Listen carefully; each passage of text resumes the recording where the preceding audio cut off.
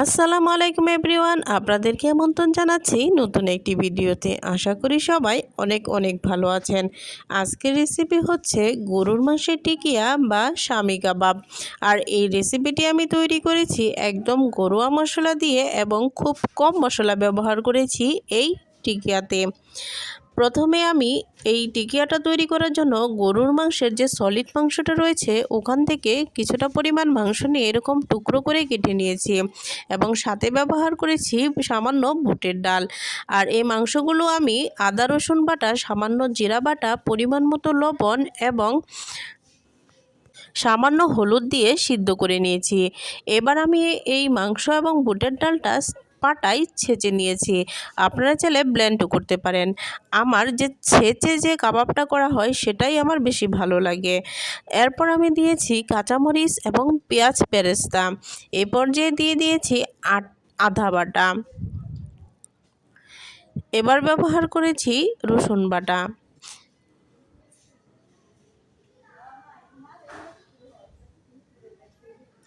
এবার আমি দিলাম দারুচিনি এবং এলাচ বাটা। এতে কাবাবের স্বাদ এবং গন্ধ দুটোই খুব ভালো লাগবে। এবার দিয়েছি পরিমাণ মতো লবণ এবং দিয়েছি সামান্য চিনি। চিনি দেওয়াতে কাবাবের টেস্টটা কিন্তু খুবই ভালো লাগবে। এবার আমি কাবাবের পরিমাপ অনুযায়ী একটা ডিম দিয়ে দিয়েছি, কুসুম এবং সাদা অংশটা সহ। এবার আমি সবগুলো ইনগ্রেডিয়েন্টস খুব ভালোভাবে মেখে নিব।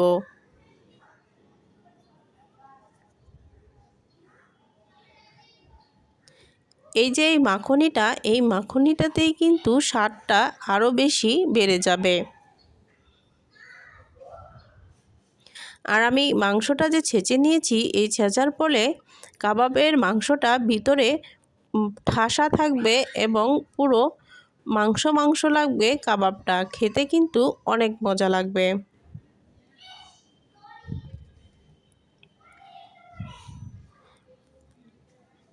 এবার আমি কাবাবের মতো শেপ করে নেব।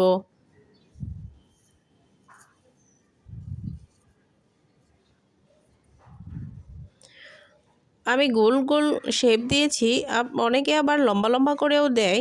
আপনারা যার যেরকম ইচ্ছা দিয়ে দিতে পারেন।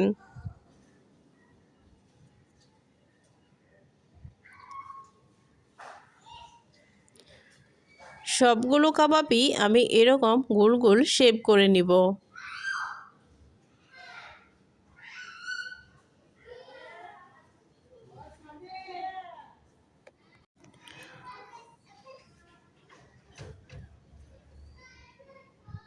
সবগুলো কাবাব আমি এরকম বানিয়ে রেখেছি। এবার আমি কাবাবগুলো ভেজে নেব।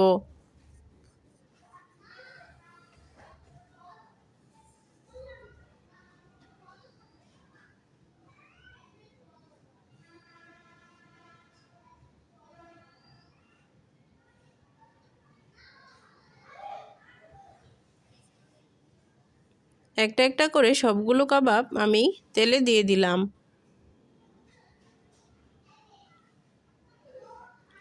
দেখুন কত সুন্দর কালার এসেছে এবং খুব অল্প যে আগুন ওটা দিয়ে আমি খুব সুন্দর করে ভেজেছি যেন পুড়ে না যায়।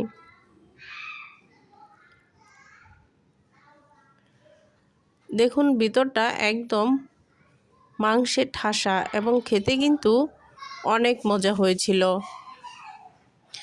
আমার ভিডিওটা কেমন হয়েছে কমেন্টে জানাবেন। আল্লাহ হাফেজ।